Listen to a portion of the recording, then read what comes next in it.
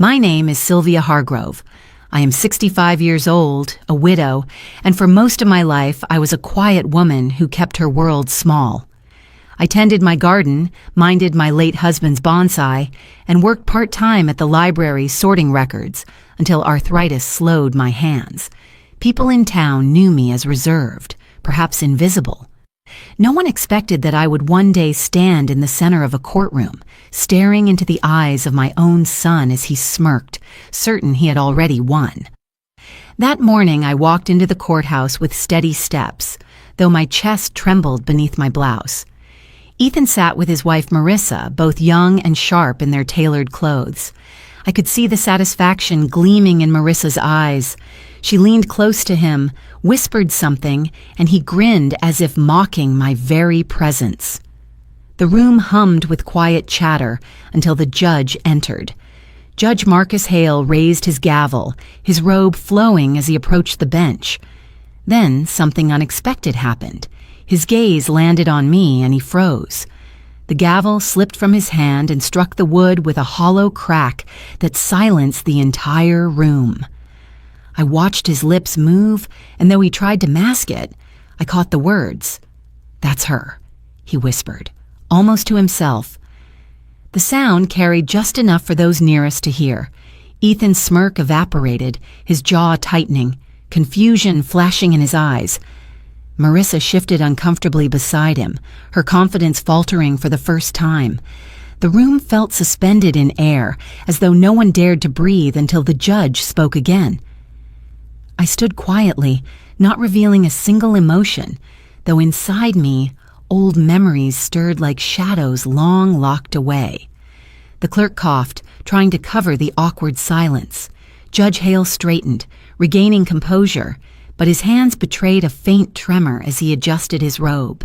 His eyes returned to me once more, holding mine longer than decorum required. Ethan finally glanced my way, searching for answers he would not find on my face. He had no idea who I truly was to this man, no idea why a judge, a figure meant to be impartial, would falter at the sight of his mother. For years, Ethan had dismissed me as frail, as someone easy to push aside. He believed the house, the little that remained after his father's death, would fall into his hands without resistance. Marissa had promised him security, power, perhaps prestige. They thought they would strip me bare, one paper at a time. Yet in that frozen moment, with a single whisper, the balance shifted. The murmur in the courtroom rose again, hushed questions passing from one bench to another. I stood still, shoulders straight, my silver wedding band glinting faintly beneath the light. It was not my habit to make scenes, but sometimes silence speaks louder than fury. That day it spoke through me. As Judge Hale raised the gavel again to begin the proceedings, I felt a strange calm settle over me. I had not come here to perform, nor to plead. I had come to show my son and his wife that dignity has weight, and that weight can change the course of a room. If you have ever been underestimated, if you have ever been told that your voice doesn't matter, I invite you to stay with me. My story is not one of shouting or spectacle. It is a story of patience, of quiet strength tested by betrayal, and of how the truth finally rose to the surface in a place where lies were meant to triumph. If you find yourself drawn to journeys of resilience and the hidden power of silence, I welcome you to listen until the end. Now let me take you back, before the gavel fell, before the whisper that left my son speechless.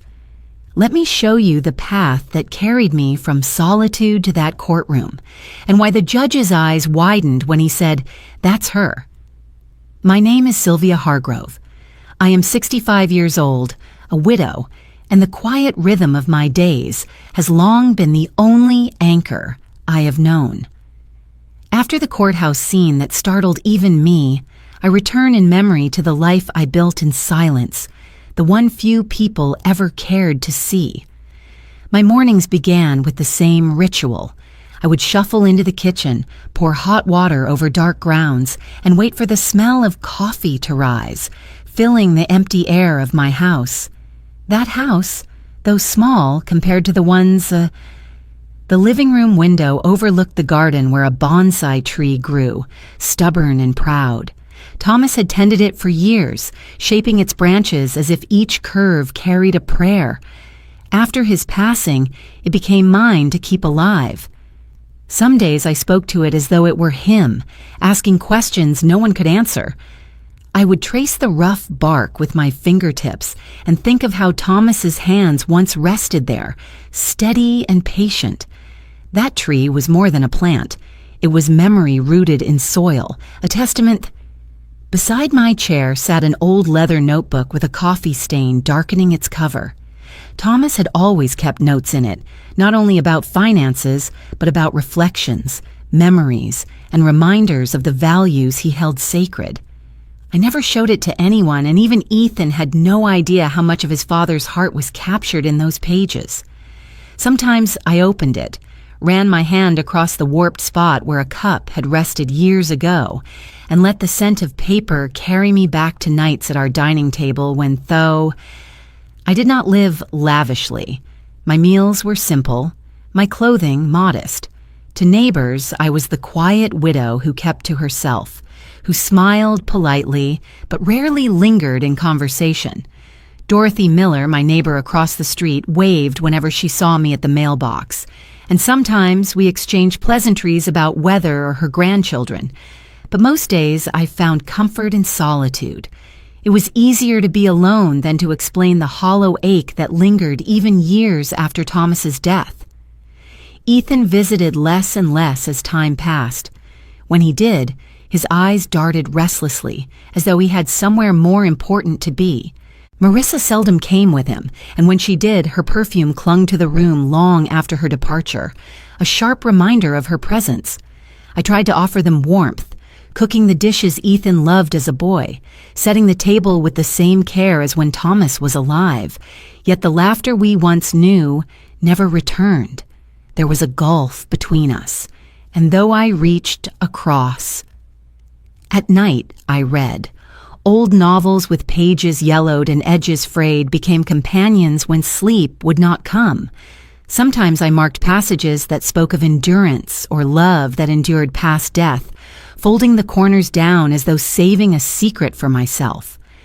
The silence of the house pressed in, but I learned to breathe with it, to treat it as a blanket rather than a chain. What I did not know then was that silence can be mistaken for weakness, and kindness mistaken for surrender. Ethan and Marissa mistook my quiet life for absence of strength. They assumed that because I rarely raised my voice, I had none. But within my stillness lived an ember that grief had not extinguished, one Thomas had trusted me to guard. The notebook, the ring, the bonsai, these were not simply keepsakes. They were reminders that dignity could be worn like armor, invisible but unyielding. Sometimes I would sit at the kitchen table, the notebook open before me, the lamplight soft against its pages. I traced the handwriting, paused at the words Thomas had written near the end. Sylvia, what we built is more than walls. Protect it. Trust your judgment. Those words weighed on me differently after each reading, as though they shifted meaning with the years. At first they comforted. Later they became a call to vigilance. I remember one afternoon, the sky gray with rain, when I stood before the bonsai and noticed a new sprout curling upward. I felt my breath catch. It was proof that life, even when trimmed and shaped, finds a way to reach higher. I held the silver ring tightly and whispered to Thomas, promising him I would endure whatever storms came next. That was my life in silence. Quiet rituals, sacred objects, and an unspoken pact with the man I loved. The world may have thought me fragile, but those who dismissed me. On Sundays, I sometimes walked to the small church on the corner, not so much for the sermons, but for the stillness inside its wooden pews. The stained glass glowed when sunlight touched it, scattering colors across my lap. In those moments, I felt both invisible and profoundly seen. The hymns reminded me of Thomas's steady baritone, and though my lips barely moved, I carried the melody inside. Each walk home, I thought about how the world overlooked people like me, older, slower, quieter. Yet I also knew. I remember the evening clearly, the one that changed the rhythm of my quiet life into something heavier. I had roasted a chicken, brushed with rosemary and lemon the way Thomas liked, a recipe Ethan had once devoured as a boy, when his cheeks were round and his laughter filled the kitchen. The smell of herbs lingered in the air as I set the table with a faded cloth embroidered by my mother. Candles flickered, not for celebration, but for company, for I believed if I created warmth, perhaps warmth might grow again between us. The knock at the door came sharper than expected. When I opened it, Ethan stood with Marissa at his side. His eyes darted past me into the house, as though it were no longer his home, but a prize to be claimed. Marissa's gaze swept over everything with cold appraisal, her lips curling at the sight of furniture she deemed outdated. Still, I invited them in with a smile and motioned toward the table. The roast rested in the center, surrounded by potatoes and carrots. For a moment, I imagined we might reclaim something, even if only for one meal. Marissa's heels clicked against the wood floor as she circled the dining room like a cat claiming territory. She barely touched the food I served, pushing her plate aside after a single bite.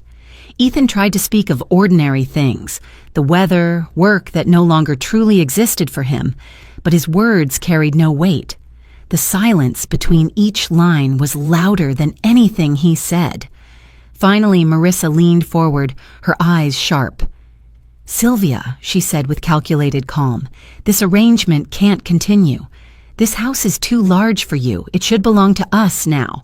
Ethan and I need space for our future, for the family we'll build."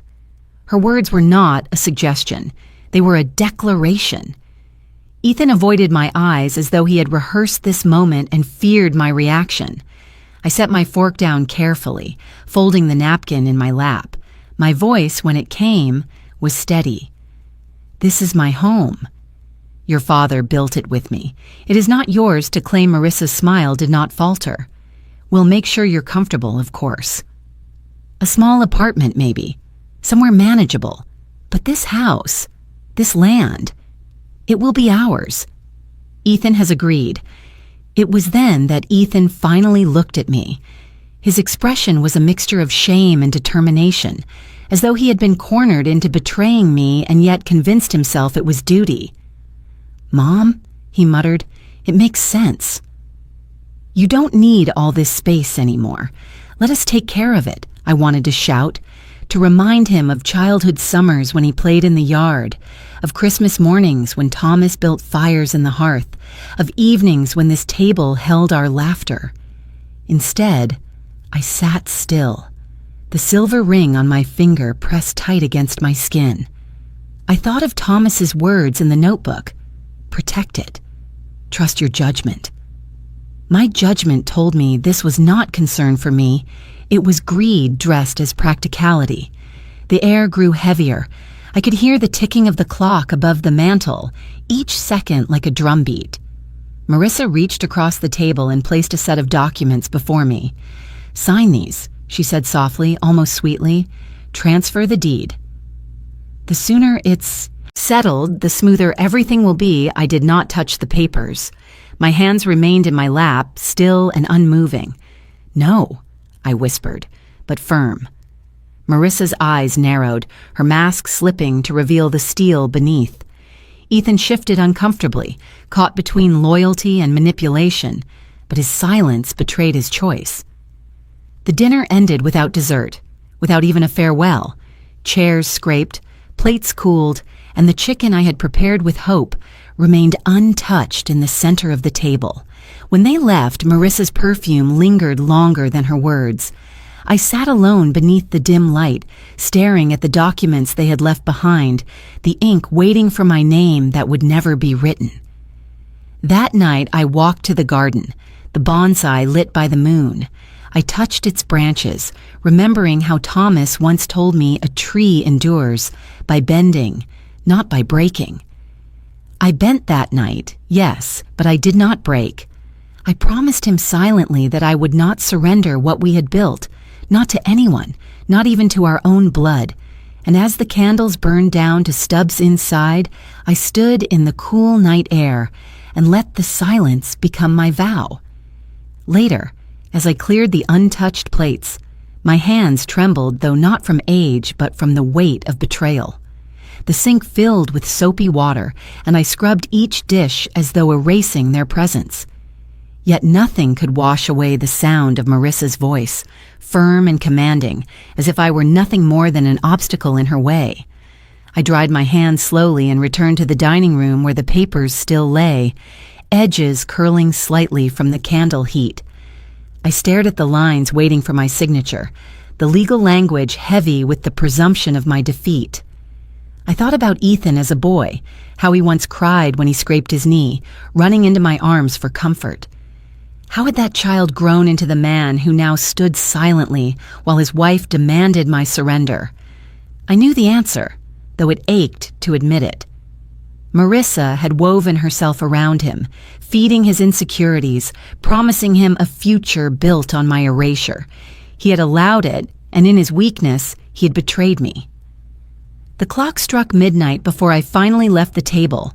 I carried the documents into the study and locked them away in a drawer. They would not touch the soil of my house again. I sat in the darkness holding the silver ring, whispering to Thomas as if he could still hear me. I will not give it up, I told him. Not to them. Not to anyone. And with that promise spoken into the silence, I felt a strength kindle inside me. It was the strength of years lived in patience, now sharpened into resolve. The morning after that dinner, I rose early and set about my chores as though routine could steady me, yet my chest still felt raw from Ethan's silence and Marissa's command. I busied myself with sweeping the porch, straightening cushions, watering the bonsai. I tried to believe the world outside my window had not changed, but deep down I knew everything had shifted. By late afternoon, the sound of an unfamiliar car broke the stillness. I stepped to the window and saw Marissa stepping out in a tailored suit, her heels striking the pavement with authority. Beside her stood a man I did not know, holding a sleek folder under his arm. His eyes moved across my home with the same detachment one uses when pricing property. My breath caught when I saw the emblem of a real estate agency on his briefcase. They walked the yard with brisk efficiency, pointing toward the porch, the garden, even the bonsai. Marissa gestured grandly as though she already owned it, her laughter sharp against the afternoon air. I opened the door to confront them, but words failed me when I realized she was not even speaking to me. She addressed the agent discussing square footage, potential buyers, renovations. To her, I was already erased. As humiliation prickled my skin, a voice called from across the street. "Sylvia? Everything all right?" It was Dorothy Miller, my neighbor of nearly 30 years. She stood on her porch, apron dusted with flour, her hand shading her eyes. I swallowed hard, forcing calm into my voice. "Just a visit," I said, though the truth was plain. Dorothy's gaze lingered on Marissa and the agent, and something shifted in her expression. I turned back to find Marissa inside my doorway, the agent following close behind. My living room was no longer sanctuary, but stage. They moved through it with practiced steps, noting the fireplace, the hardwood floors. The agent scribbled notes while Marissa critiqued every corner. "This will need updating," she said, running her manicured finger across the mantel. "But the bones are good. With the right buyer, it'll fetch more than she realizes." I wanted to tell her to leave, to scream, but my throat closed around the words. Instead, I stood rooted, silver ring biting into my finger. The agent asked casually, "When can we schedule photos?" Marissa smirked and answered before I could speak. "Soon." Very soon, the humiliation burned deeper than any insult. They had not asked permission, nor did they think it necessary. My life, my memories, the rooms Thomas and I had filled together were reduced to square footage on a page. The bonsai in the corner caught my eye, fragile yet enduring, and I felt its presence steady me. I cleared my throat, my voice finally breaking through. "This is still my home." "You will leave now," Marissa tilted her head, amusement glinting in her eyes. "We're simply preparing, Sylvia." "Don't make this harder than it has to be." Before I could respond, Dorothy appeared at the door. She must have crossed the street without hesitation, wiping flour from her hands as she stepped inside. Her voice, though gentle, carried iron beneath it. "Marissa, this isn't right. You don't walk into a woman's home and treat it like a showroom. Sylvia deserves respect. For the first time," Marissa faltered. The agent shifted uneasily, clearly unprepared for confrontation. Dorothy placed herself at my side, her presence warm and solid. She reached for my hand and squeezed it lightly, enough to remind me I was not alone. Marissa recovered quickly, her smile sharpening. "This doesn't concern you, Dorothy." "It does when I see a neighbor treated this way," Dorothy replied, her voice unwavering. "I've lived across from Sylvia for decades. I've watched her care for this home, for her family, for her husband until the very end. You may think she's alone, but she isn't. Not anymore." The silence that followed was thick. The agent cleared his throat, mumbled something about rescheduling, and backed toward the door. Marissa's jaw tightened, her victory disrupted. She muttered a promise under her breath, something about inevitability, and swept past us, her heels striking like hammers on the floor. When the door closed behind them, my knees nearly gave way. Dorothy guided me to a chair, her arms steady around my shoulders. "Don't let them break you, Sylvia," she whispered. "You're stronger than you think, and if you ever need someone to stand by you, I will." Tears pricked my eyes, not from weakness, but from the shock of kindness. I had grown so used to solitude that I forgot the strength of community. Dorothy's presence that day became more than comfort. It was proof that I was seen. That evening, as I locked the door and drew the curtains, I replayed the moment when she stepped between me and humiliation. In the stillness of my living room, I touched the bonsai's branches and thought of how roots intertwine unseen beneath the soil, supporting one another against storms. Dorothy's support was such a root, hidden until revealed by necessity. I went to bed that night not entirely alone, for the memory of her words lingered. Though Ethan had turned his back on me and Marissa sought to strip me of everything, I now knew at least one person would stand beside me when the storms gathered. That knowledge, fragile but real, kept me from despair. A week after Marissa paraded the realtor through my home, I received an envelope delivered by hand. The paper was heavy, the lettering precise, and the tone unmistakable. It summoned me to meet with an attorney representing Ethan and Marissa. The words carried the weight of finality, as though my life were no longer my own to decide. I sat at the kitchen table staring at the letter until the lamplight blurred it. The silver ring on my finger pressed hard against my skin as if urging me not to bend. When the day came, I walked into the office building downtown, its glass walls cold and reflective. The receptionist led me to a room lined with books whose spines gleamed with authority. At the center sat a man in a gray suit, his expression practiced into something between boredom and menace. He rose only slightly when I entered. "Mrs. Hargrove," he said, his voice smooth. "Philip Drake. I represent your son and his wife." He gestured for me to sit.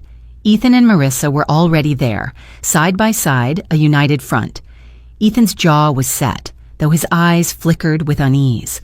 Marissa leaned back confidently, her hand resting on Ethan's arm as if she owned not only him, but the air between us. Mr. Drake opened a folder and slid a document across the table. "This is a transfer of property deed. If you sign now, we can avoid lengthy proceedings. It will save you stress, time, and money." I glanced at the paper but did not touch it. "And if I refuse?" I asked. He smiled without warmth. "Then we proceed in court." They will file a petition declaring you unfit to manage the property. They can claim diminished capacity due to age. If the judge agrees, control of the estate will pass to your son." Ethan shifted uncomfortably, but Marissa's grip tightened on his arm. She answered for him. "It's the sensible option, Sylvia. You'll be taken care of. We'll handle everything. You just have to sign." My pulse quickened, but my voice remained steady. "This home is mine. It was built with Thomas. It will not be signed away." Mr. Drake's eyes narrowed. "You risk more than you understand. Once the process begins, every detail of your life will be examined. Your finances, your health, even your habits. Are you prepared for that?" I felt my face grow hot, not from shame, but from fury. I thought of the bonsai in the window, resilient despite years of pruning, and I drew from its quiet defiance. "Do what you must," I said softly. "I am not afraid of the truth." For the first time, Drake's smile faltered. He closed the folder with deliberate slowness, his gaze sweeping over me as though recalculating. "Very well. You'll hear from us soon." As I stood, Ethan's eyes finally met mine. For a fleeting second, I saw conflict there, a boy reaching for his mother beneath the man's facade. But Marissa shifted, pulling him back into her orbit. "We'll be in touch," she said, her tone crisp, dismissing me as though I were already irrelevant. I walked out of that office with my heart pounding, each step heavy yet certain. The city outside bustled with indifference, but I felt the weight of the battle that had just begun.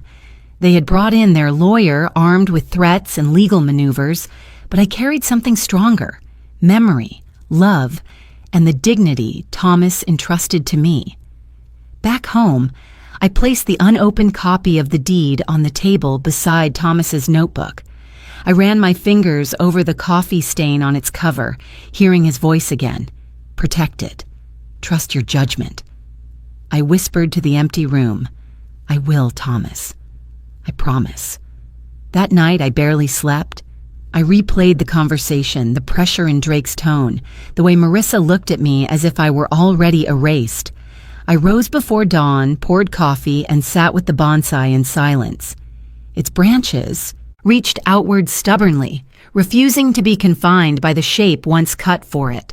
Watching it, I felt my resolve take root. The days that followed were restless. Letters arrived with increasing frequency, each more insistent than the last. Some carried polite wording, others sharpened with veiled threats about legal fees and court dates. I placed them all in a drawer, refusing to let their ink dictate the course of my spirit. Dorothy checked on me often, bringing pies or loaves of bread as though nourishment might shield me from worry. Her presence steadied me, but I knew this was a battle only I could face. I began to study late into the night, pulling out the old files Thomas had left in the leather notebook. Numbers, contracts, names of properties I had nearly forgotten surfaced again. Each page reminded me that our life together was not fragile. It was structured, purposeful, and far stronger than Marissa or her lawyer assumed. I realized they saw me as a woman alone in a house too big for her. What they could not see was the foundation Thomas had built, one I was determined to stand upon. By the end of that week, I no longer trembled when the mail arrived or when the phone rang with unknown numbers. Fear had thinned into something sharper: resolve. If they wanted a war in court, then I would be ready. One evening, after another letter from Philip Drake arrived with bold threats printed in neat lines, I opened the drawer where I had hidden Thomas's notebook. The leather was worn smooth by years of use, the coffee stain dark against its cover. I carried it to the kitchen table and set it before me like an old friend. For days I had avoided digging deeper, afraid of what I might find, but now necessity pressed on me harder than fear. I opened the first pages, filled with numbers and names of properties. At first, they seemed like ordinary notes of a man who once managed our modest finances. But as I read further, my pulse quickened. There were deeds listed, accounts referenced, partnerships I had never heard him speak of. Each entry was marked with Thomas's precise hand, but it told a story far larger than the one he had ever revealed to me in words. Among the pages, folded neatly, was a letter sealed with his handwriting. For Sylvia. My hands shook as I broke the seal. The words inside were simple yet weighty. My love, if you are reading this, I am gone. Do not let grief make you small. What we built is greater than the walls around you. There is more, hidden, so that only you could find it. Trust your judgment. Protect what is ours. Remember that silence can be stronger than noise. Tears blurred the ink. I pressed the page to my chest, hearing his voice in every line. Then I turned back to the notebook. One entry caught my eye. A list of properties under shell companies, all tied to an account in my name that I had long forgotten.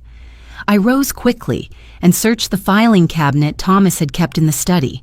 Behind tax forms and utility receipts, I found a thin folder, its edges yellowed with time. Inside were documents, titles to apartments, small commercial spaces, even parcels of land. I sat down hard, the folder spread before me. The weight of it pressed on me like both a burden and a blessing. Marissa thought she was circling a widow with one crumbling house, but she had no idea what stood quietly behind me. Ethan believed he was inheriting 4 walls and a patch of lawn, but his father had left him something greater, something he had not earned and which I would not let him throw away. At the bottom of the folder was another letter, shorter but sharper. Sylvia, beware of greed. Not all who smile mean well. These assets are yours to protect. Do not sign them away. When the time comes, you will know how to act. I whispered into the silence. Thomas, you knew this day would come. I spent the night cataloging each document, cross-checking the notebook with the folder. Hours slipped by as I created a list, page after page. My exhaustion was tempered by a rising clarity. I was not defenseless. The house was only the surface. Beneath it lay roots deep enough to withstand any storm Marissa might conjure. The silver ring on my finger gleamed as I paused to sip cold coffee. I thought of Ethan, of how he might react when he learned that the fortune he thought to seize had always been within my hands. A pang of sorrow struck me. I did not want war with my son, but neither could I let him be dragged under by the woman who claimed to love him. At dawn, I stepped into the garden, the bonsai glowing faintly in the morning light. I touched its branches and felt Thomas's presence there. I found it, I whispered. I found what you left for me. The tree seemed to bow gently in the breeze, as though acknowledging the vow I had made. Later that morning, I placed the documents back into the study drawer, locking them securely. I folded Thomas's letter and carried it with me, pressed against my heart. For the first time in weeks, I felt steady. They could threaten, they could scheme, they could send letters filled with intimidation, but I now held proof that their power was an illusion. That night, as rain tapped against the windows, I sat once more at the kitchen table with the notebook open before me. I traced the lines of Thomas's handwriting, every word a bridge between his life and mine. The world thought of me as quiet, fragile, a woman nearing the end of her usefulness. Yet in those pages was a reminder that I had always been more than that. I was keeper of a legacy, chosen not because I was loud, but because I was steady. When I finally closed the notebook, the rain had stopped. The moon slipped from behind clouds, lighting the garden in silver. I felt no fear, only resolve. Whatever Marissa and Ethan planned, I would not yield. The hidden legacy was now in my hands, and with it came the strength to face what lay ahead. The following morning, walked into town with the folder tucked securely in my bag. At the bank, I requested old records, holding my breath until the clerk returned with files that matched Thomas's notes exactly. The accounts were still active, the properties still under my name. Relief washed over me, mingled with awe. He had trusted me with more than I ever realized, and even in death he had prepared for the battles I now faced. As I stepped back into the sunlight, clutching the folder close, I felt aligned with the man I had loved, as if his hand still guided mine. The strength I carried was not only my own, it was his, living on through me. The day after I confirmed the accounts at the bank, I knew I could not fight this battle alone. I needed knowledge sharper than mine, someone who could turn numbers and contracts into weapons of defense. That was when I called Nora Fields. She had once been a young advisor working with Thomas years ago, sharp-minded and unflinching in her pursuit of facts. I remembered her quick wit, her ability to cut through confusion, and her loyalty to the truth. I dialed her number with trembling hands, uncertain if she would even remember me. She answered on the second ring, her voice calm but curious, and when I explained, she agreed to come at once. When she arrived at my house that afternoon, the sight of her steadied me. She wore a crisp jacket, her hair pulled back, and carried a leather portfolio tucked firmly under her arm. "Sylvia," she said warmly, "you should have called me sooner." I poured us coffee and laid out the folder Thomas had hidden. Her eyes scanned the documents quickly, her brow furrowing deeper with each page. "This is significant," she murmured. "Thomas left you more than security. He left you leverage. And from what I see here, Marissa and Ethan have been hiding things from you." I leaned closer. "What do you mean?" She tapped her finger on a sheet of figures. "These accounts. See the balances? Withdrawals, loans. None of them trace back to you. They trace back to Ethan, though he doesn't realize his name is tied here. And Marissa. She has been using your son's access to funnel money for her own debts. These numbers scream desperation."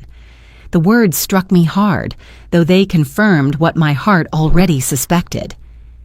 "She's drowning, isn't she?" Nora nodded. "Completely. Creditors have been circling. She's used aliases to secure loans. And there's more. Look at this file." She pulled another paper from her portfolio. "Ethan hasn't been working at the firm he claimed for months. He was terminated. He's been covering it up, likely ashamed to tell you." I sat back, the silver ring cool against my skin as I absorbed the blow. My son was adrift, tied to a woman who pulled him deeper with each passing day. I asked quietly, "So they want the house because they need collateral?" "Exactly," Nora said. "They're trying to shore up their sinking ship with your foundation." The room fell silent except for the tick of the clock. Nora finally set her pen down and looked at me firmly. "Sylvia, you are not powerless here. In fact, you have the upper hand. The question is whether you're willing to use it." I thought of Thomas's letter, of the words urging me to trust my judgment. My heart ached at the idea of standing against Ethan, but I knew love without boundaries becomes surrender. "I will use it," I whispered. Nora gave a small smile. "Then let's begin." For hours, we worked side by side at the table. She drew charts, mapped connections, highlighted transactions that pointed directly to Marissa's manipulations. Each line she traced was another piece of truth brought to light. She explained patiently, breaking down legal and financial jargon into language I could understand. With every page, my resolve grew. As evening settled, I brewed more coffee and lit a lamp. The bonsai in the corner cast a delicate shadow on the wall, its branches stretching like arms reaching upward. Nora noticed it and smiled. "Thomas always loved that tree. He used to say it reminded him of you, small but unshakable." Her words brought tears to my eyes, though I quickly blinked them away. "Then let it remind me now," I replied softly. By night's end, Nora closed her portfolio with a decisive snap. "You have more than evidence. You have a story that will stand in court, and Sylvia, I will stand with you through it." I walked her to the door, gratitude swelling in my chest. "You've given me back my ground," I told her. "No," she said gently. "Thomas gave it to you." I'm only helping you see it." When she left, the house felt less empty than it had in years. I sat at the table long after, staring at the neat stacks of papers, the outlines of strategy that had begun to take shape. For the first time, I felt not only defended but empowered. I was no longer waiting for their next move. I was preparing my own. As I finally prepared for bed, I paused at the window. Across the street, Dorothy's lights glowed softly, and I thought of her earlier words. Community, allies, roots intertwined. Now, with Nora beside me, I had more than memory and resolve.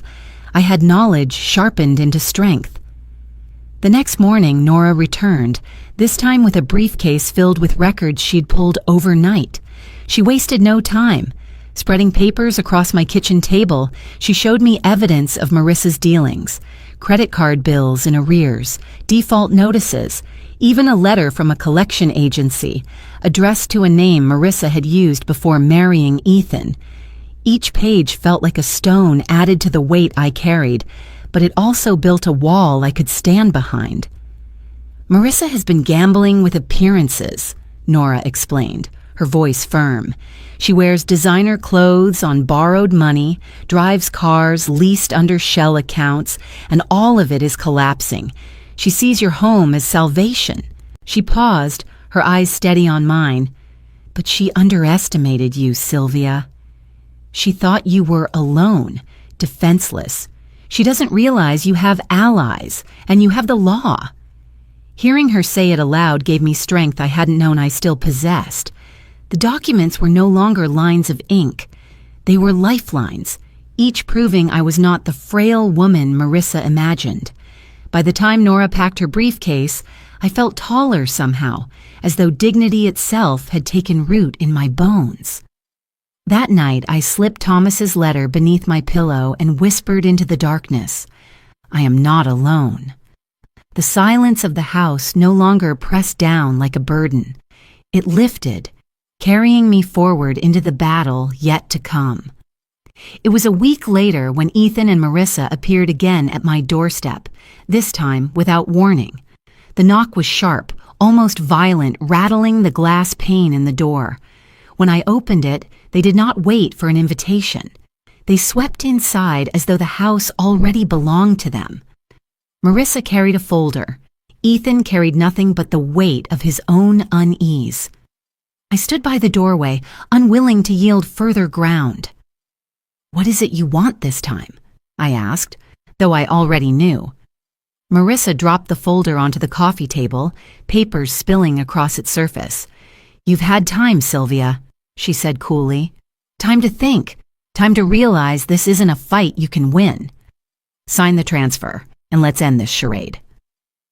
Ethan shifted uncomfortably, his eyes flicking from me to the bonsai in the corner. He avoided my gaze, as though looking at me too long might expose his doubt. I walked forward, slowly and deliberately, and gathered the papers into a neat stack. "This is not your home," I said evenly, "and it never will be." Marissa's lips curled into a sneer. "Don't be foolish. Do you know how close you are to losing everything? You're old, Sylvia. They'll say you can't manage your affairs, and the court will believe them. Why drag this out?" Her words stung, but instead of answering, I moved to the cabinet against the wall. From within, I pulled out a folder of my own, the one Nora had helped me prepare. I placed it gently on top of hers. "If you think I have nothing, you're mistaken." Marissa frowned, her confidence faltering. Ethan leaned closer as I opened the folder to reveal copies of property deeds, bank records, and letters bearing Thomas's careful hand. I didn't need to explain much. The truth was written plainly on the pages. "This house is not all I have," I said quietly, "and every account, every document is in order. You will not take from me what Thomas entrusted me to protect." For the first time, Ethan spoke. His voice was strained, almost pleading. "Mom, you don't understand. We need this. We're drowning. If you'd just sign, we could—" "You could what?" I cut in. "Continue down the path Marissa has set for you?" "Lose yourself completely?" My voice softened, though my heart ached. "Ethan, I raised you better than this." His shoulders slumped, but Marissa's anger flared. She stepped toward the bonsai, her hand raised as if to strike its fragile branches. "Enough of this nonsense!" she snapped. Before she could touch it, I moved quickly, placing myself between her and the tree.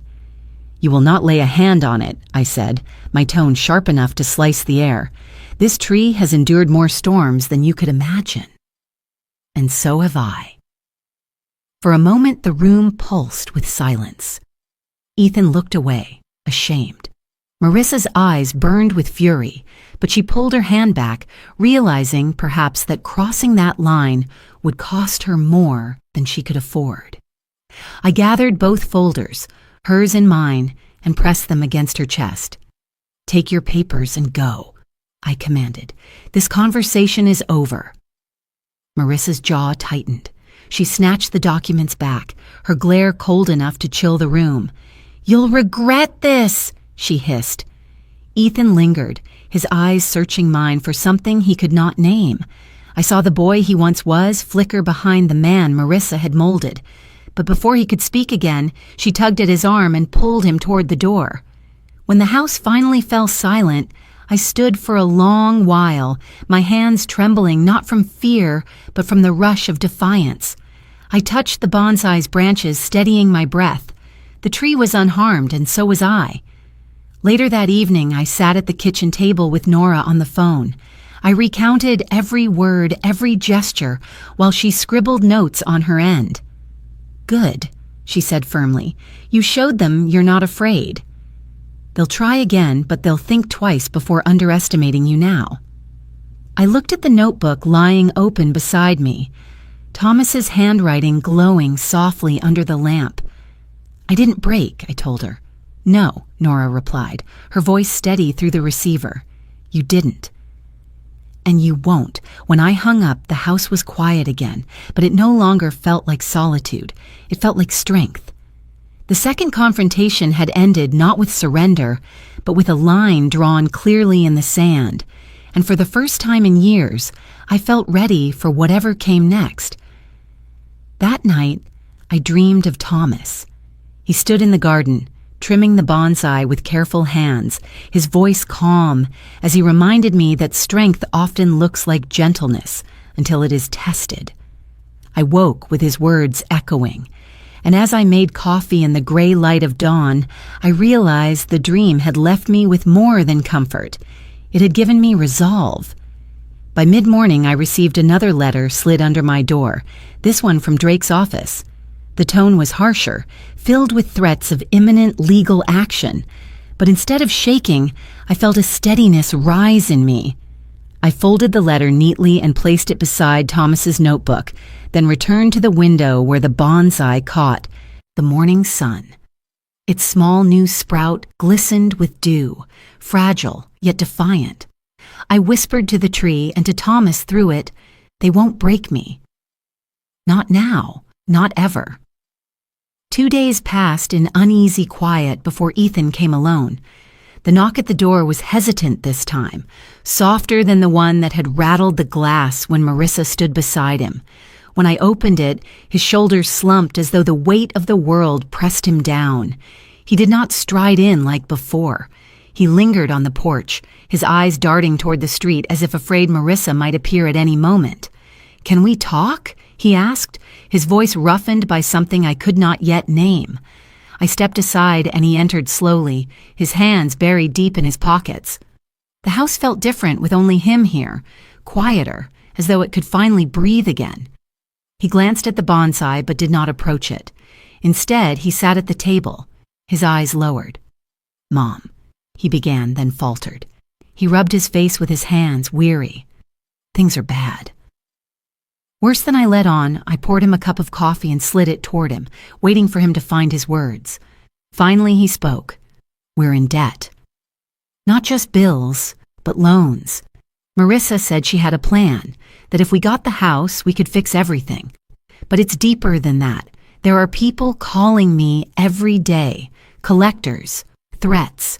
I don't sleep anymore." I listened quietly, my heart heavy. Why didn't you come to me sooner?" His laugh was bitter.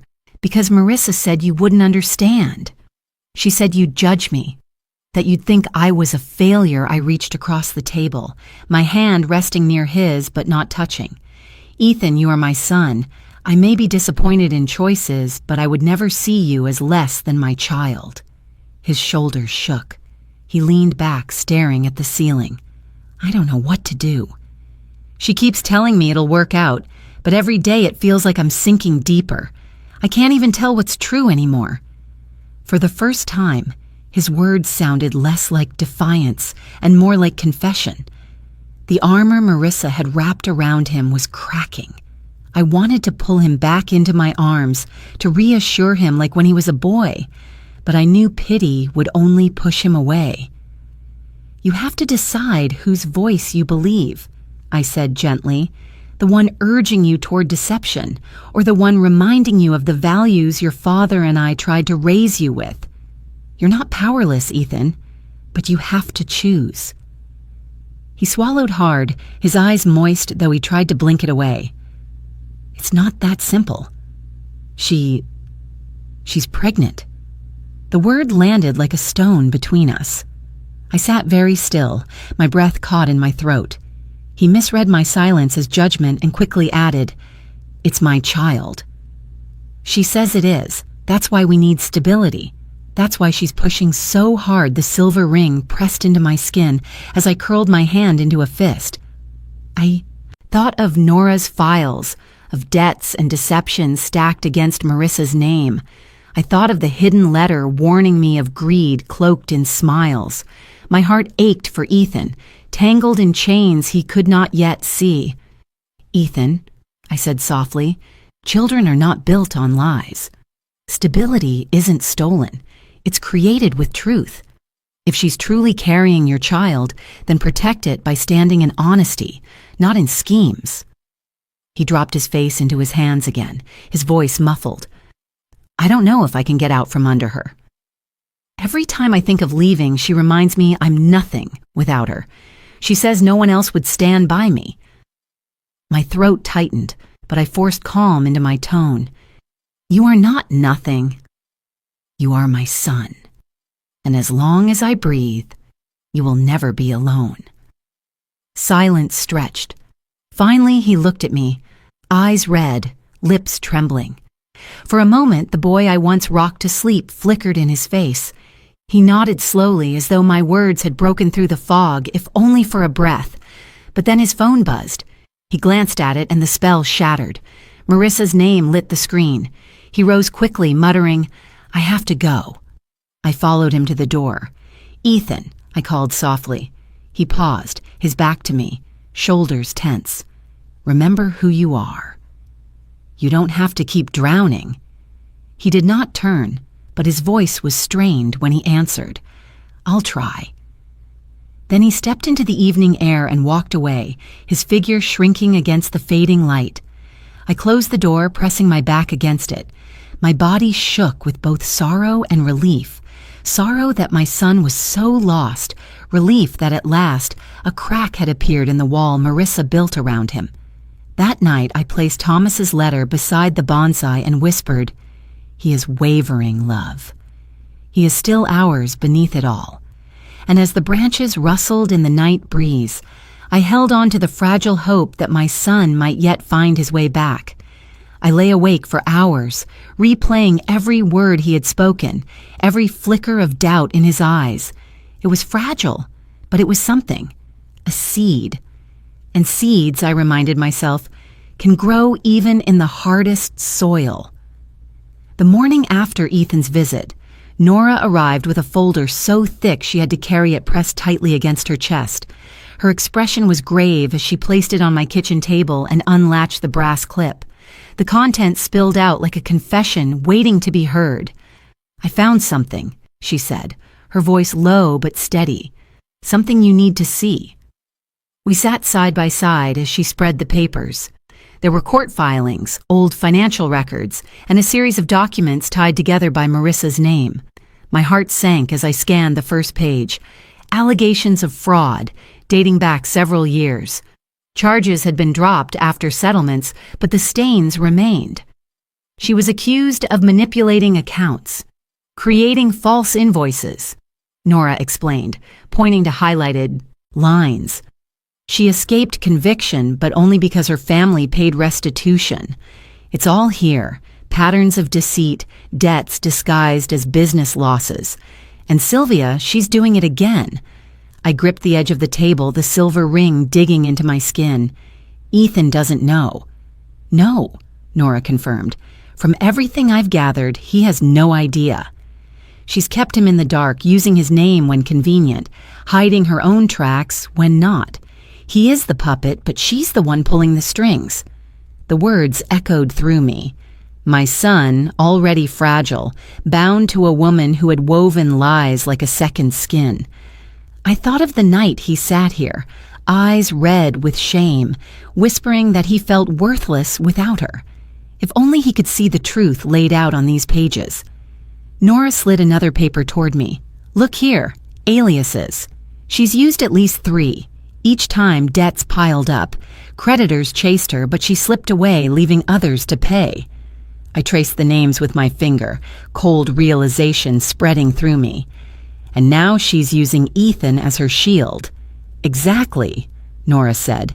She hesitated, then added, There's more. I dug into medical records connected to one of her aliases.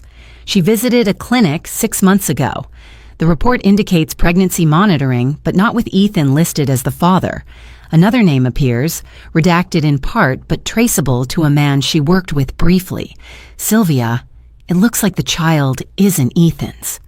The room tilted. I clutched Thomas's notebook for steadiness. His words whispered back from the letter. Beware of greed. Not all who smile mean well. I closed my eyes, letting the truth settle heavy but clear. When I opened them, Nora's gaze was on me, steady and compassionate.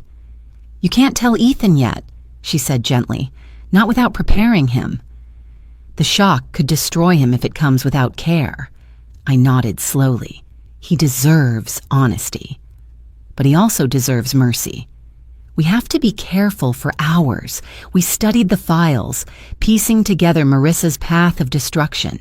Each paper painted a portrait of desperation and deceit. By midday, I leaned back, exhausted, but also sharpened with resolve. She has built her life on manipulation, I murmured, but she will not build it on my son's ruin. Or on Thomas's legacy. Nora placed her hand lightly over mine. Then we move forward. Quietly.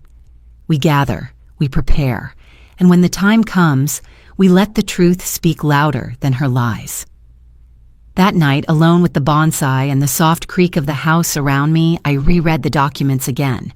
Every line was a wound to Ethan, a cut he did not yet feel.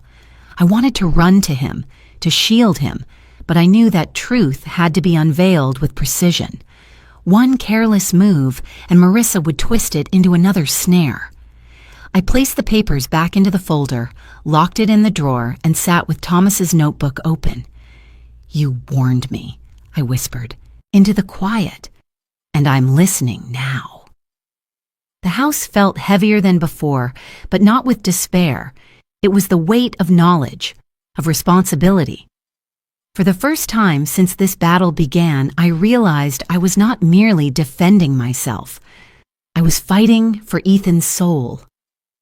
The next morning, I walked through town to clear my mind. People nodded as I passed. Dorothy waved from her porch. The grocer smiled as he packed apples into my bag.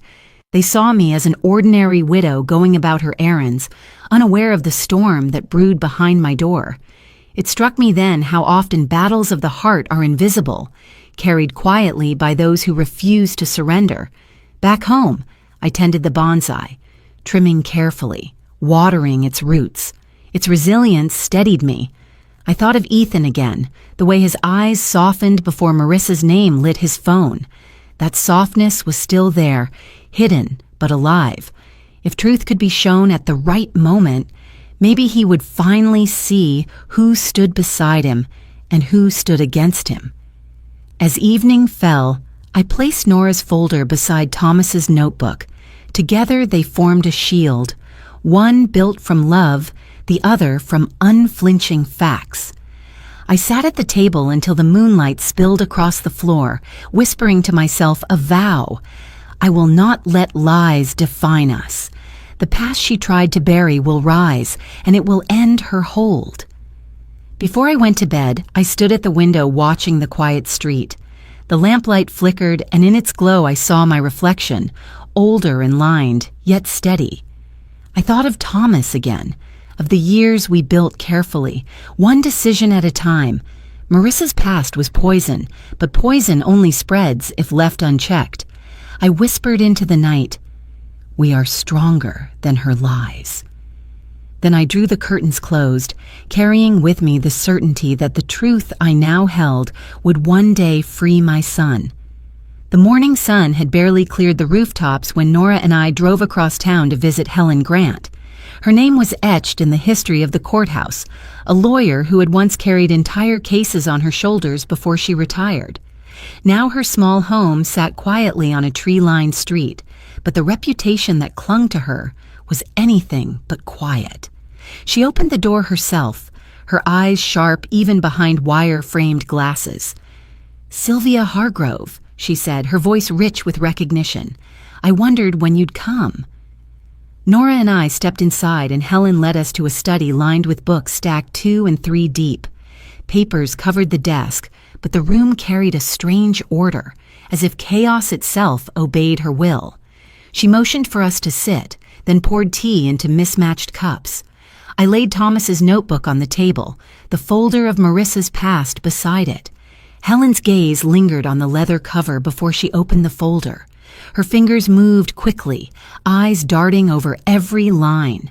When she finally looked up, her face was grave.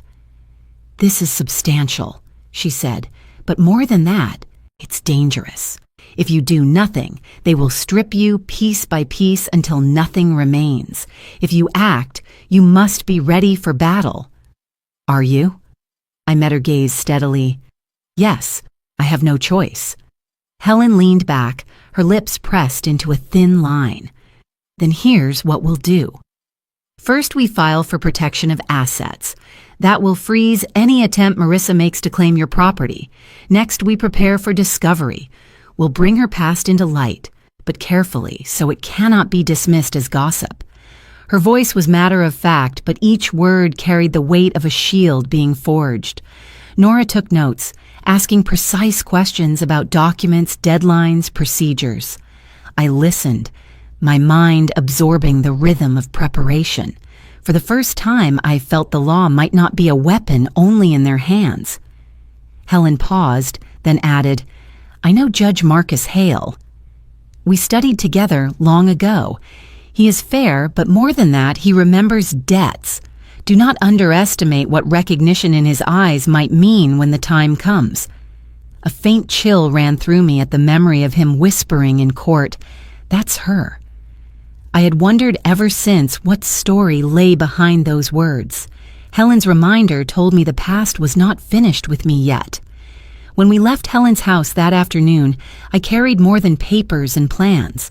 I carried the certainty that I was no longer alone. The battle had moved from my living room into the arena of law, and I would not stand there defenseless. The following days became a blur of preparation. Nora and I combed through records late into the night, while Helen crafted arguments with the precision of a sculptor. She coached me on how to remain calm under questioning, how to let silence work for me. "Never fill a pause with weakness," she advised. "Let them wonder what you're thinking." It's often louder than words. At night, when the house grew still, I sat with the bonsai and rehearsed her counsel. I practiced steady breathing, calm responses, the kind of composure that would not betray fear. Thomas's ring gleamed in the lamplight, a reminder that I carried not just my own strength, but his too. Letters from Drake continued to arrive, but I no longer trembled when I opened them. Instead, I placed them in a folder marked evidence. Each threat, each demand became another piece of the puzzle Helen was constructing. The weight shifted from intimidation to ammunition. Dorothy stopped by one evening with a casserole, concern written on her face. When I explained that I had legal help now, her shoulders eased. "I'll testify if you need me," she said firmly. "I saw how she treated you." People should know her quiet loyalty warmed me more than the food she brought. By the end of the week, Helen filed the first motions. Official stamps marked the beginning of the case. When she handed me copies, I traced the seal with my fingers, feeling both dread and relief. It was real now, not just shadows, in my mind. That night, I whispered to Thomas's notebook, "We've begun." The bonsai stood nearby, its branches stretching gently in the lamplight. I thought of Ethan, of the war waging inside him, and prayed the truth would reach him before the lies consumed him. The path ahead was uncertain, but for the first time I felt equipped to walk it. The law was not their weapon alone. It was also mine, sharpened by truth, steadied by allies, and fueled by the silent strength that had carried me this far. The next morning, Helen called with updates. Her voice carried the same unshakable authority as the law book stacked behind her. "They'll try to rattle you with deadlines and hearings," she warned. "But remember, fear is their only strategy. You have evidence. You have allies. Walk into every room with your head high." I wrote her words on a slip of paper and tucked it into Thomas's notebook, a new line among his old ones. That day, as I watered the bonsai and watched sunlight catch on its leaves, I realized the battle had already shifted. No longer was I reacting to Marissa's games. I was preparing my own defense, my own truth. And for the first time, I felt not like a widow being cornered, but like a woman reclaiming her ground. The storm rolled in without warning, thunder cracking so close it rattled the windows. Rain poured in heavy sheets, blurring the garden into a smear of gray. I had just settled by the kitchen table with Thomas's notebook open when the pounding began. Not the storm this time, but fists at my door. I froze, listening. The knocking came again, harder, followed by Ethan's voice slurred with alcohol. "Mom!" "Open up." My heart clenched. I rose slowly and unlatched the door. Ethan staggered inside, soaked to the bone, eyes wild. The smell of whiskey clung to him like a second skin. He swayed, clutching the back of a chair for balance. "Why didn't you answer my calls?" he shouted. His words broke unevenly, anger mixing with despair. "You think you're better than me? Sitting in this house while I drown?" I closed the door against the storm and faced him. "Ethan, you need to calm down." He slammed his fist against the table, rattling the cup beside Thomas's notebook. "She was right. Marissa said you never cared. You just sit here with your memories, while I'm the one fighting to survive." I stepped closer, steadying my voice. "You are not surviving, Ethan. You're destroying yourself. Look at you." For a moment his face softened, as if he might break down and weep, but the fury returned like a wave. He swept the papers from the table, sending them fluttering to the floor. The bonsai trembled as his hand struck the shelf beside it, leaves shaking loose. I moved quickly, grabbing the tree before it toppled. "Stop this, Ethan!" I shouted, louder than I meant to. "This is not you!" He froze, chest heaving, fists clenched. The rain battered the house, thunder rolling above. Us, like judgment. I held the bonsai close, its roots steady in my hands, and forced my voice into calm. "Your father built this home for us. He left us more than walls, and I will not let you tear it apart." Something in my words pierced through him. His shoulders slumped, his fists uncurled. For a long moment he just stood there, swaying in silence. Then he whispered, "I don't know who I am anymore." I set the bonsai back carefully and stepped toward him. "You are my son." "That has not changed. But you are lost, Ethan, and you need help." He laughed bitterly, tears glinting in his eyes. "Help? From who?" You? From her? Everyone wants something from me. I shook my head. I don't want anything from you.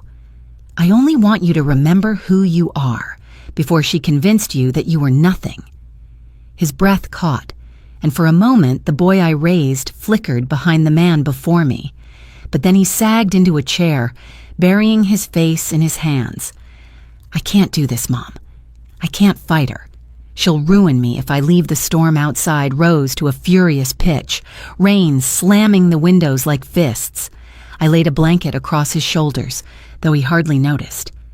Then let me fight, I said softly. Let me hold what your father entrusted to me. You don't have to carry it. He looked up, eyes swollen, lips trembling. She'll never stop.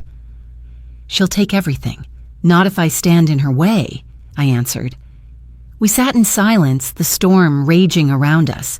His head dropped to the table, sleep overtaking him at last, the liquor pulling him under. I gathered the scattered papers, smoothing them back into order. I placed Thomas's notebook on top, its coffee stain glistening under the lamplight.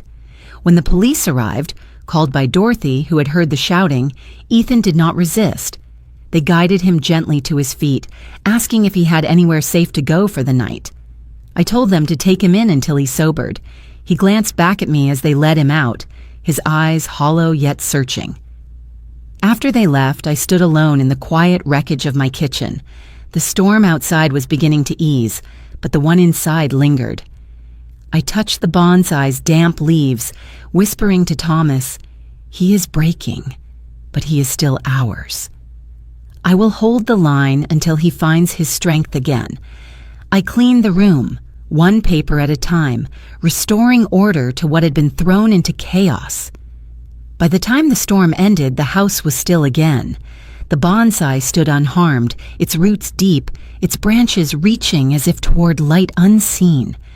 Sleep did not come easily. The echoes of Ethan's voice lingered in the walls, his pain filling every shadow. I lay awake listening to the slow rhythm of raindrops, telling myself over and over that storms end, even the fiercest ones. When dawn finally broke, the air was clear, washed clean, and a faint light crept across the floor. I rose with resolve, knowing the night had carried me through another test.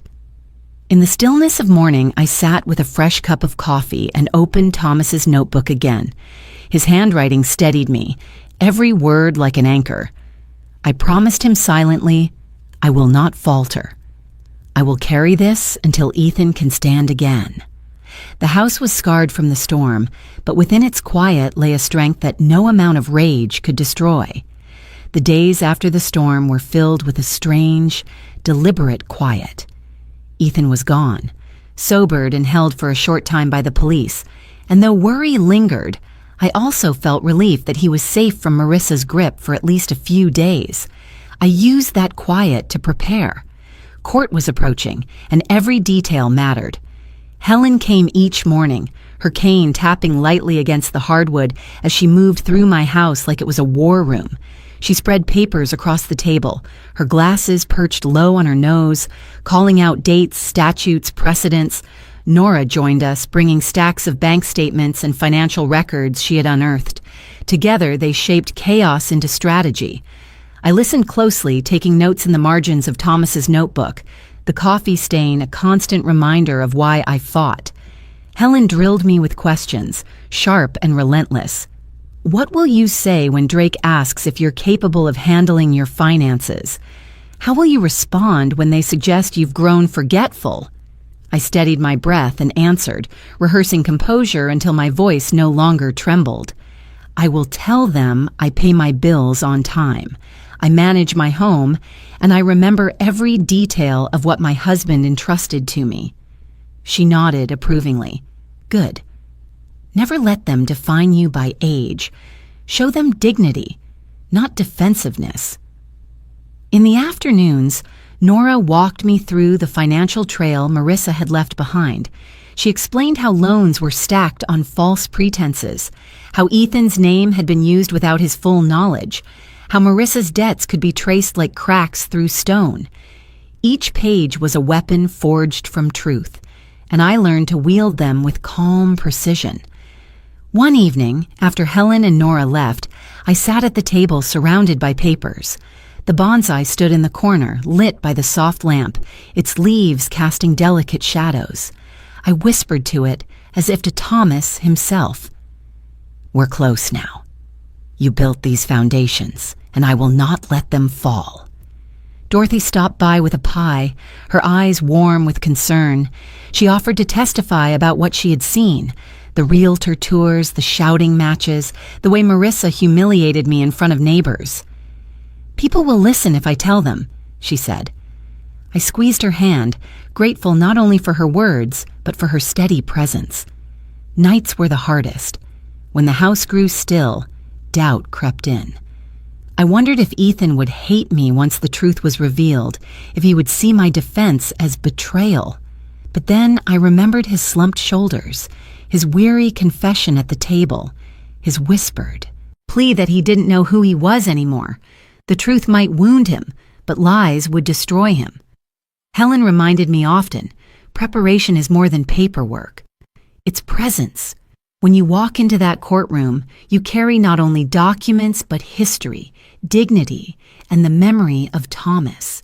Let them see that, so I practiced. I practiced answering calmly, practiced holding silence when it was stronger than speech, practiced letting my gaze rest steady even under the weight of judgment. The mirror in my bedroom became a witness, reflecting back a woman older, lined by time, but not broken. By the week's end, Helen declared we were ready. She handed me a small folder. Inside was a copy of the motion to protect my assets, a list of exhibits, and the sworn statements Nora had prepared. At the bottom lay the revelation that had cut deepest. Marissa's pregnancy, tied not to Ethan, but to another man. Helen's voice was firm. "We will use this only when necessary, but know that it is here. Ready." I closed the folder with trembling hands, but also with clarity. The court would not just be about property. It would be about truth, about tearing away deception that had bound my son.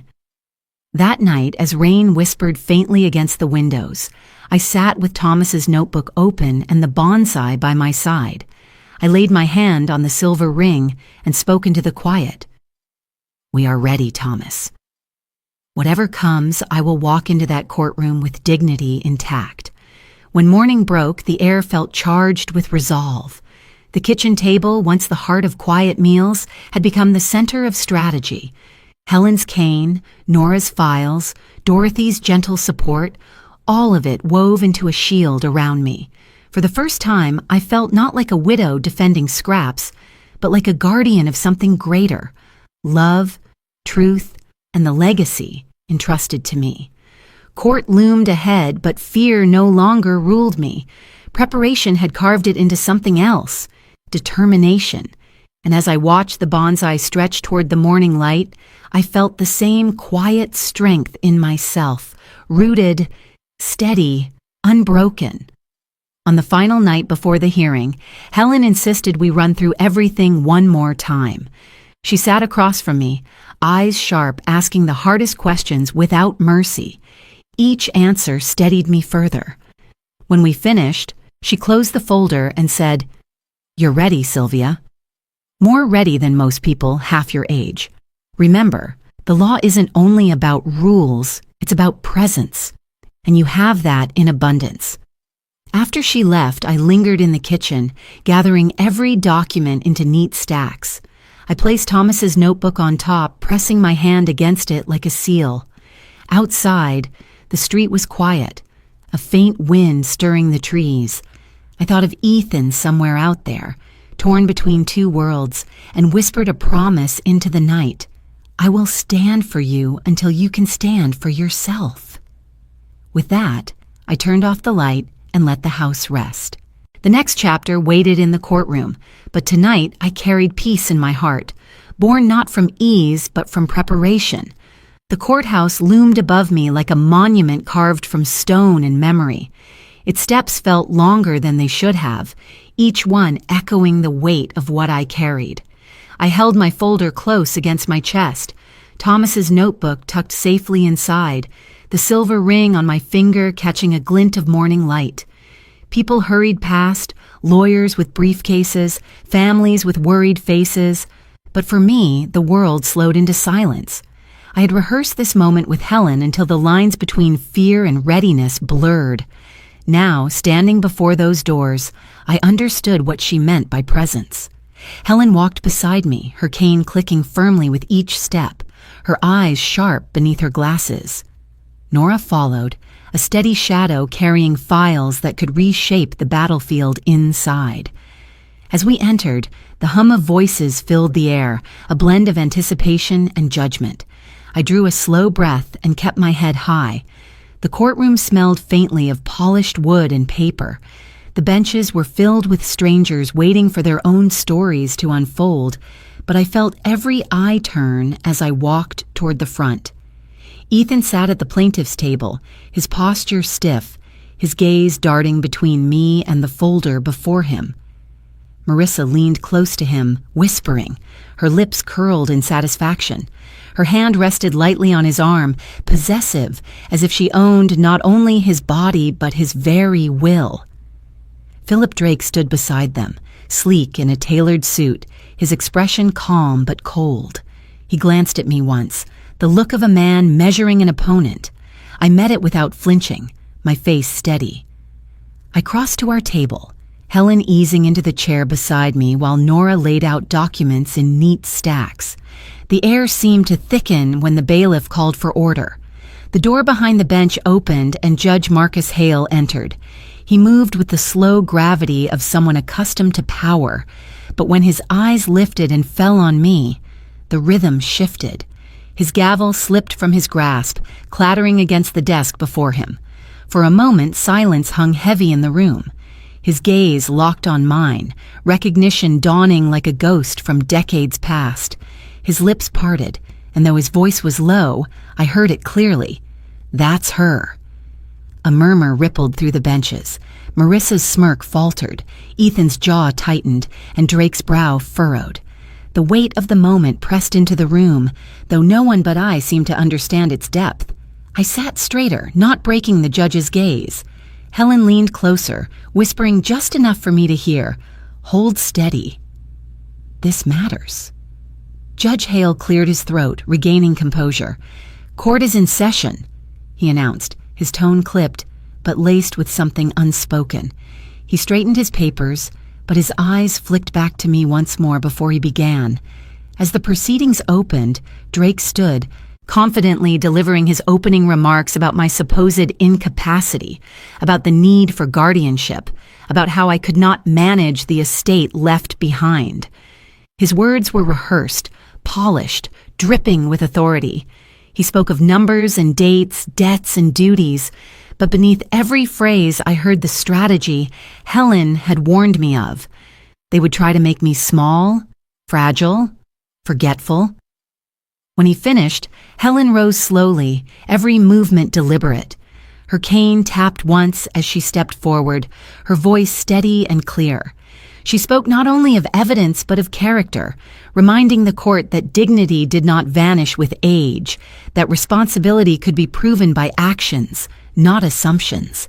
She gestured toward me, her words placing me firmly in the light of strength. As she spoke, I felt the room shift, a subtle leaning away from Marissa's confidence, towards something harder to dismiss. Ethan's eyes flicked to me, uncertain, searching for a truth he had avoided.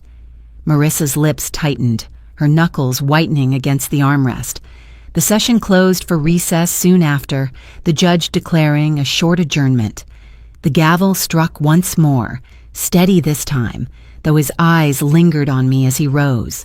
For a heartbeat, it was as if the courtroom emptied of everyone else, leaving only him and me, bound by some memory unspoken. When he left, the murmur rose again, people whispering about the strange moment when the gavel had fallen. I gathered my papers calmly, hiding the tremor in my hands by smoothing Thomas's notebook. Inside, Beneath the stain and the ink, I could almost hear his voice. "Steady now." I lifted my head, ready for what came next. The courtroom had opened, and with it, the path toward truth. When the recess ended, the courtroom felt sharper, as if the walls themselves leaned in to listen. I sat with my hands folded atop Thomas's notebook, its worn leather grounding me. Helen adjusted her glasses. Nora placed the files within reach, and together we formed a quiet line of defense. Drake rose first, pacing deliberately before the judge, his voice smooth as he repeated claims of my incompetence, of supposed confusion, of the need to protect assets from my age. He gestured toward me often as if I were an exhibit. "Mrs. Hargrove," he said, "cannot possibly maintain an estate of this size. Her son and his wife have made every effort to care for her, and yet she resists their kindness." I let the words hang without flinching. Helen touched my arm lightly before she stood. The room shifted when she began to speak. Her voice carried clarity, each word weighted with authority earned through decades of battles like this one. "Your Honor," she said, "this case is not about protection. It is about exploitation, and the evidence will show precisely who stands to benefit if Mrs. Hargrove is stripped of her rights." Nora handed her the first file. Helen opened it slowly, turning pages with deliberate care. "Exhibit A," she announced, "loan applications filed under Marissa Kane Hargrove's name. Notice the signatures, the inflated incomes, the accounts opened without Ethan Hargrove's awareness."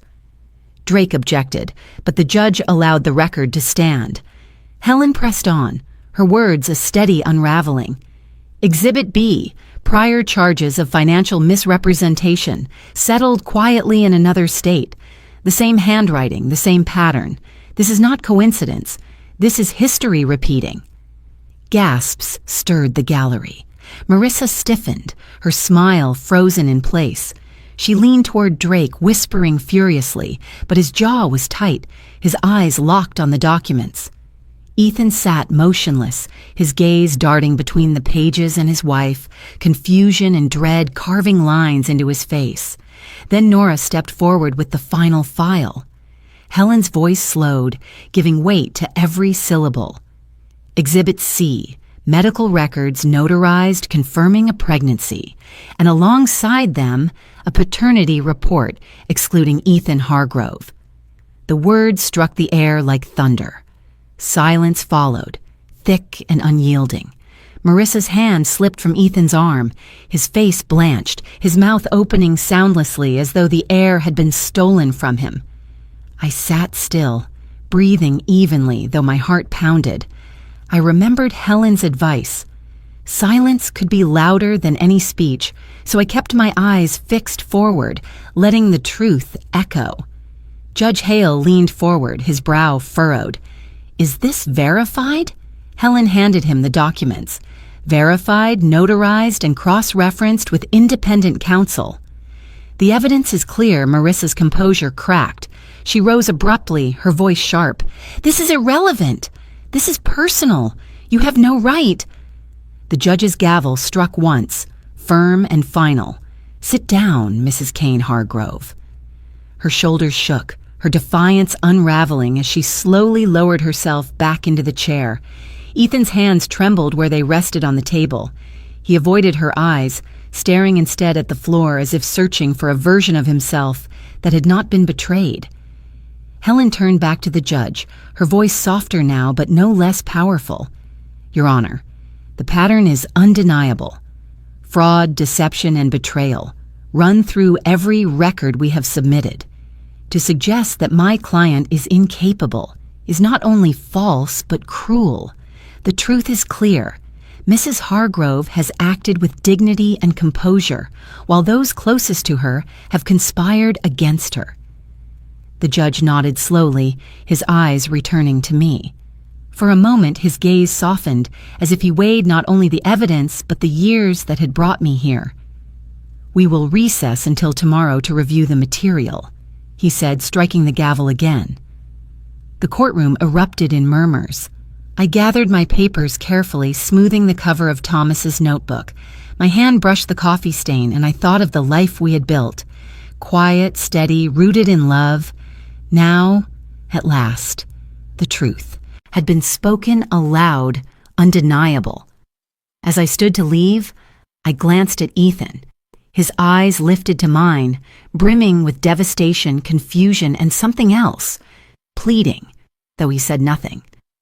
Marissa turned away, her face pale, her mask crumbling. Walking out of the courtroom, I felt the weight of years lift slightly from my shoulders, not because the battle was finished, but because the veil had been torn. The lies that bound us were unraveling thread by thread. And as the doors closed behind me, I whispered to Thomas in my heart, "The truth is here now. It can no longer be hidden." That night after court, the house felt heavier than usual, as though the walls themselves carried the echo of what had been revealed. I moved through the rooms quietly, turning on lamps one by one, each pool of light a small comfort against the shadows. The bonsai rested by the window, its leaves glistening faintly in the moonlight. I touched its trunk gently, grounding myself in its steady strength. I had just poured a cup of tea when a knock sounded at the door. It was hesitant, uneven, like someone afraid of the answer that might come. When I opened it, Ethan stood there, his eyes swollen, his shoulders hunched. He looked smaller than I remembered, as though the revelation in court had hollowed him out. "Mom," he said, his voice cracking. I stepped aside and let him in. He collapsed onto the couch, burying his face in his hands. I set the tea down and sat across from him, waiting. The silence stretched, but I did not rush it. Helen had taught me that silence could do more than words. Finally, he spoke. "She lied to me. About everything. About the money, about the debts, about the baby." His voice broke on the last word, and he pressed his palms against his eyes as though he could block out the truth. "I thought I was going to be a father. I thought maybe that would make me whole again, and now it's all gone." My chest ached, but I kept my voice steady. "It isn't gone, Ethan. What's gone is the illusion she built around you. That was never real." He shook his head violently. "But I let it happen. I ignored every warning. I chose her over you. I pushed you aside because I thought she was my future." His shoulders trembled, his voice rising with shame. "And I treated you like you were nothing." I reached across the table, placing my hand gently over his. "You are my son. That will never be nothing." He looked up at me then, his eyes raw. "I don't deserve forgiveness." I thought of Thomas, of the long nights we had worried about our boy, of the times we prayed he would find his way. I thought of the letter Thomas had left me, urging me to protect what mattered most. I tightened my hand over Ethan's. Forgiveness isn't something you earn. It's something given because love demands it. I forgive you, Ethan, but you must forgive yourself, too. His face crumpled, and he leaned forward, clutching Thomas's notebook that sat on the table. His fingers traced the coffee stain, his tears falling onto the leather cover. "Dad would hate me," he whispered. I shook my head. "No. Your father would grieve for you, but he would never hate you. He left us this because he believed in both of us.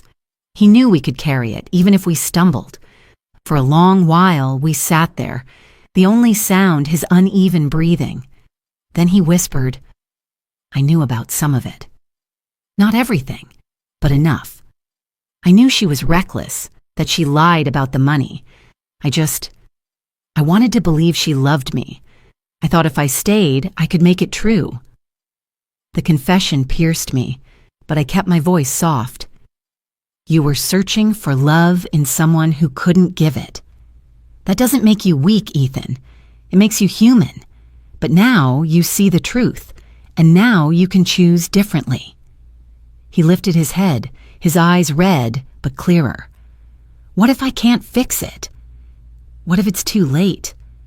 I touched the silver ring on my finger, feeling Thomas near. It's never too late to turn toward the light.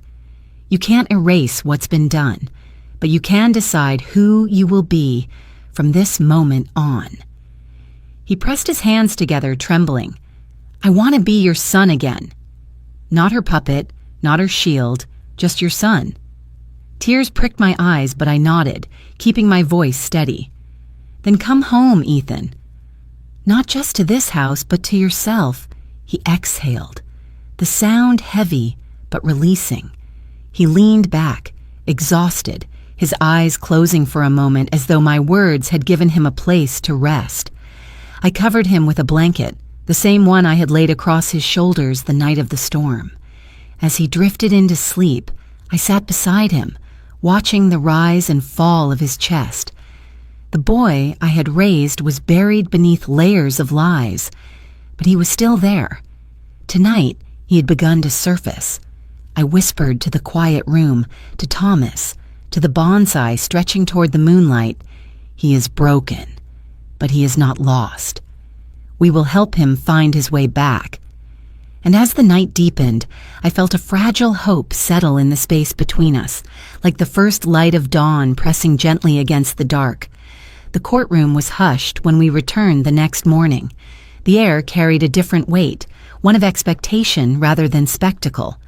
I walked in with Helen and Nora at my side, my steps steady though my heart raced. Ethan sat alone at the plaintiff's table, his shoulders slumped, his eyes fixed on the polished wood before him. Marissa had not come. Her seat was conspicuously empty, her absence echoing louder than any defense she could have mounted. Judge Hale entered, his presence commanding immediate silence. He adjusted his glasses, studied the files before him, and then looked directly at me. There was no wavering in his gaze, only recognition, and something deeper. Gratitude.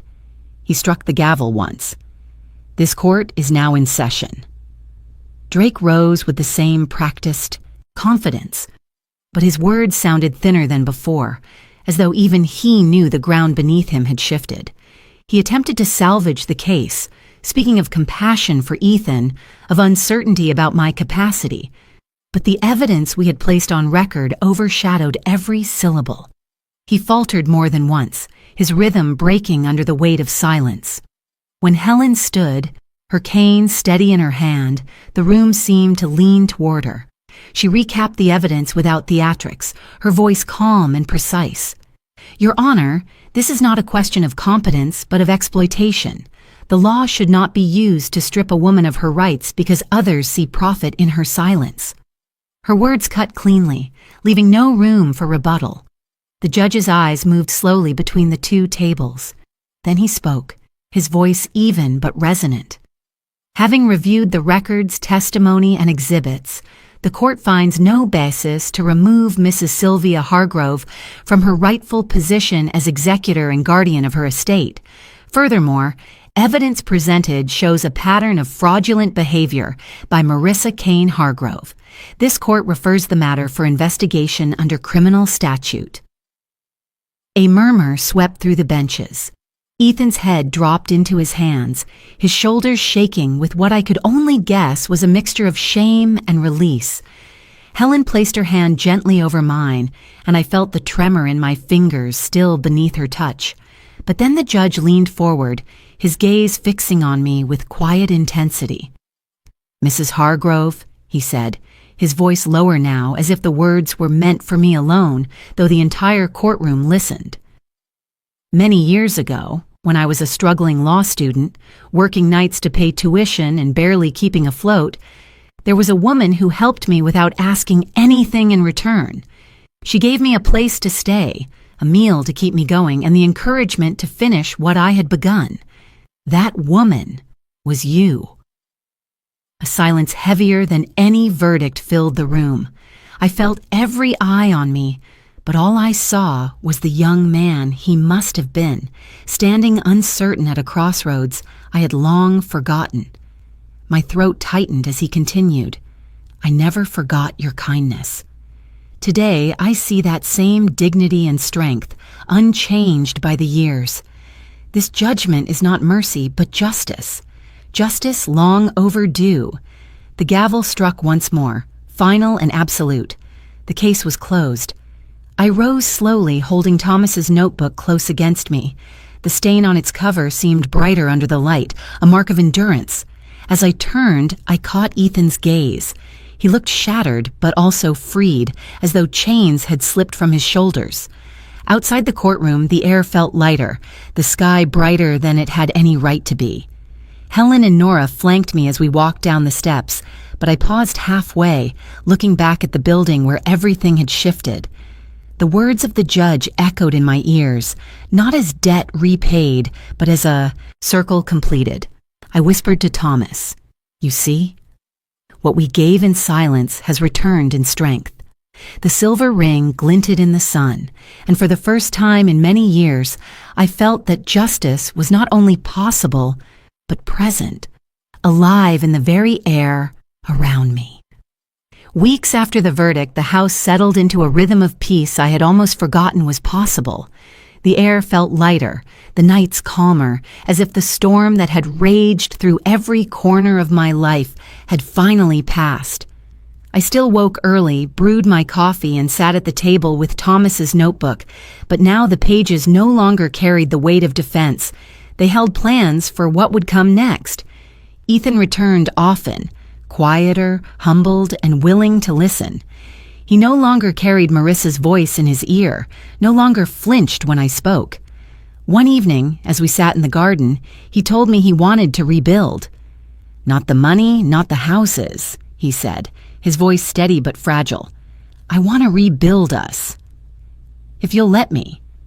I looked at him, the boy and the man folded into one, and I said simply, "Come home, Ethan. That is enough for now." His shoulders sagged with relief, and for the first time in years, I saw his smile unclouded. Helen visited often, her cane tapping against the porch as she climbed the steps, her eyes sharp and satisfied. "You did well," she told me one afternoon as we shared tea. "Few people could have faced what you did and stood as firmly." I shook my head, but she only laughed. "Dignity never expires, Sylvia." Remember that Nora remained a constant, her practical mind still guiding me through final documents and decisions. But when the papers were done, she closed the files and said, "Now you live, Sylvia. Not just survive." Her words echoed long after she left, a reminder that victory meant more than keeping what was mine. It meant learning to use it for something greater. That thought grew into the seed of an idea, and soon into a plan. With Helen and Nora's encouragement, I established the Second Porch Foundation, named after the little porch where Thomas and I had once sat in the evenings, dreaming of futures we might never see.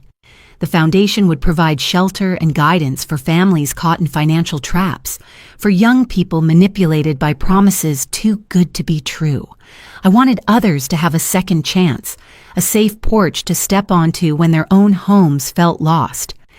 The day we opened the doors, Ethan stood beside me. He had insisted on helping, his name listed as co-director.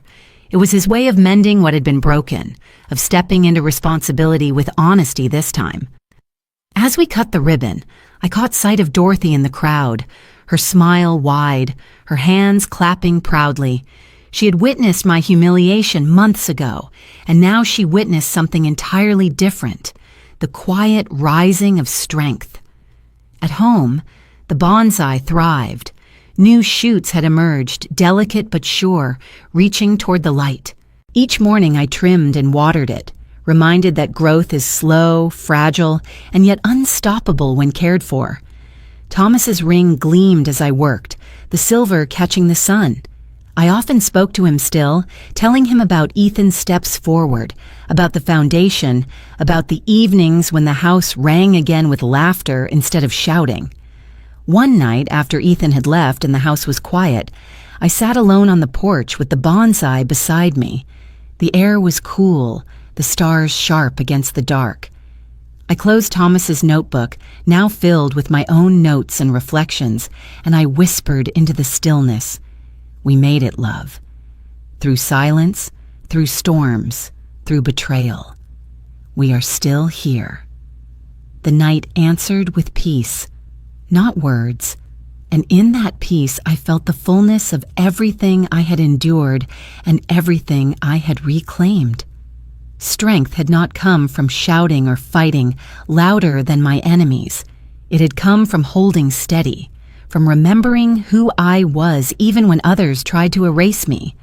As I rose to go inside, I paused, looking at the bonsai one last time. Its branches stretched outward, new leaves trembling lightly in the breeze.